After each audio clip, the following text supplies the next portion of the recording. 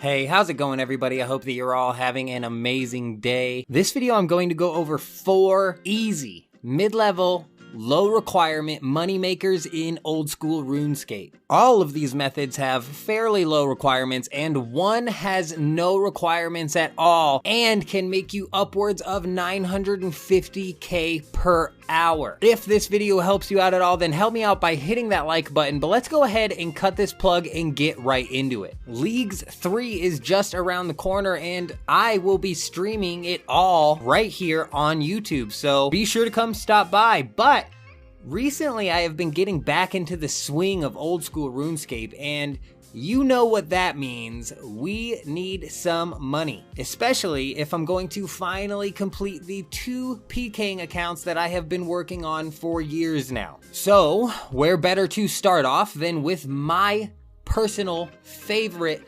moneymaker, which is Aviances in the Wilderness. This method is super consistent in the sense that no matter how long it has been since I have played, Aviances in the Wilderness remain amazing moneymakers. In fact, every time I come back, this method gets even better. Besides the time when the blowpipe got nerfed, we don't mention that these days. But the first time they got better was with the addition of ecumenical keys, which seriously nearly doubled the possible gold per hour here. And now, this time they have added in blighted potions. I don't know a lot about these, but I probably don't need to explain these potions to you. But what I will say is that these potions cut our cost per hour in half. Prayer potions right now are absolutely through the roof. But let's go ahead and stop the chatter and talk about the method, which is actually very simple. All that you're going to need is 40 prayer and preferably above 70 range. The higher the range level, the better, but even at 70, it shouldn't matter because the combat level of the avians that we are killing is pretty low. You are also going to need 1 piece of armadillo gear, 1 piece of Zamorak, and 1 of Ceradomin, I think. I'm not 100% sure. For me, I take 1 of each, including Bandos, so that on the off chance that I happen to get attacked, I can run south to possibly escape, because if they don't have Bandos and Zamorak and Ceradomin on, they're gonna get tagged off by the mobs and it's going to help me either kill them or escape. I have seen some bots here though wearing an Armadillo Crozier, it looked like, and a Zamorak Kite Shield, so you might be able to squeeze by with just those 2. I'm not entirely sure. Regardless of what your gear looks like, it doesn't matter much because you will be using Protect from range the entire time. But as for your inventory, what I bring is 3 Divine Ranging Potions, 13 Blighted Super Restores, a looting bag, and some runes for Alks, with the rest being food. Now, if I weren't making a video and I were just killing these for money, I would probably only have 10 blighted restores and 2 ranging potions because I wouldn't be concerned about time spent per trip. But for this example, I wanted to spend an entire hour at the avians, which is why I have an hour's worth of ranging potions. Noted adamant bars are the main loot here, with some alkables on the side, but you need to be on the lookout for ecumenical keys, because these high alk for over 60,000 GP each, which, depending on your RNG, can double your profits. Also, from my experience, it is the most efficient to target the level 69 and level 71 avians. Occasionally hitting the level 84 or 79 avians if both of the lower level ones are dead, but they do spawn fairly quickly. So now that the hour of ranging potions is used up, I went and snuck 1 last kill and I tagged it before the ranging potion ran out. But it's time for the final price check, starting off with what the loot tracker picked up. So if we picked up every single drop from the hour, we would have gotten 650,000 GP in profit. This is slightly misleading though because of the ecumenical keys that I alked. And our RNG was pretty dang good for this hour because we managed to get 7 keys. On average, I get around 4 to 8 keys, so this was the higher end of the average, and at 60,000 each, we are looking at 420,000 GP extra. As shown right here when we go ahead and take a look at the looting bag, which says we made 1,050,000 GP. And after selling everything off, I had just over 1 million GP. Let's go ahead and look at the total cost for us to do that hour, which was 3 divine ranging potions and 9 blighted super restores and 300 or so broad bolts, totaling 90,000, which makes our net profit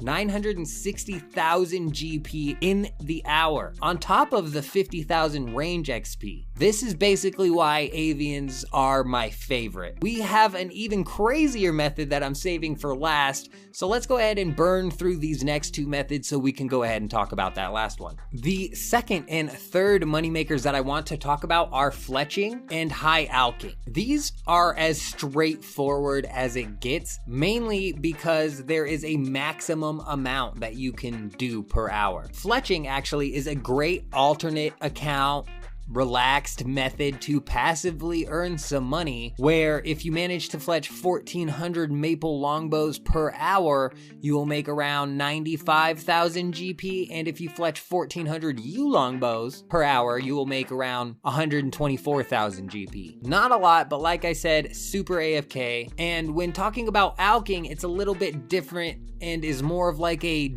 daily moneymaker, where you can make anywhere from 420,000 GP to 840,000 GP per hour. With alking though, it is important to find the items that will alk at the greatest profit margin. I normally try to range between 350 and 700 GP as a margin, because I've found that this margin is the best for your quote daily money making method that you could get out of alking. You could also go for a little bit lower margins and alk more consistently, but at 350 GP profit per 1,200 alks per hour, it would be 420,000 in profit. And at the 700 margin, looking at 1,200 alks per hour, we are looking at 840,000 GP in profit. The last method that I have to talk about has only one requirement, and that is a little bit of starting GP. And even this requirement can be worked around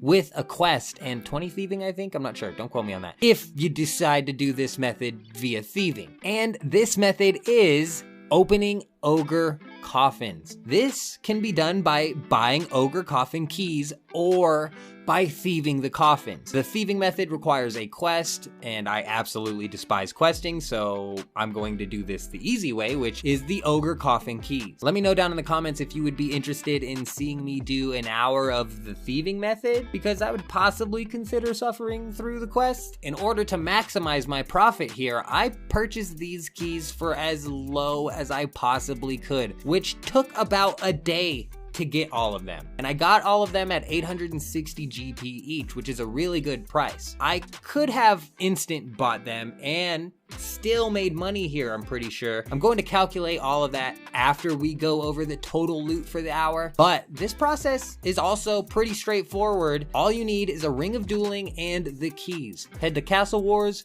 go south, open the coffins, rinse, and repeat. One tip though is opening the coffins is much faster if you hold down the space bar the entire time, because there are text messages that show up each time you open a coffin, and that can really slow you down. What I'm looking for here though to make that money is the bones and the steel pickaxes, as well as the buttons and the occasional herb.